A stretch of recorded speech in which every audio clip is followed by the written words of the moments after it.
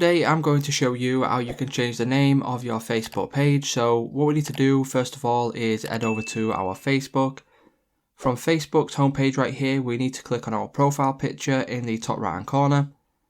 And then once we click on this, we can now click on our profile pictures again, right there on the top right. So click on that and then you'll be able to choose the Facebook page that you want to change the name of.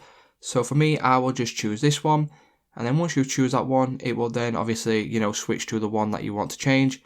So what we need to do once we are on this page is click on our profile picture in the top right hand corner. And now we can click on the settings icon again in the top right.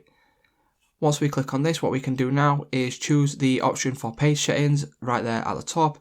And then as you can see, you'll be brought to this page where under personal information, there will be the option for the name of your Facebook page. So click on this and now you will have the option to change the name of your Facebook page. So as you can see, if you change your name on Facebook, you can't change it again for 7 days. So please keep this in mind.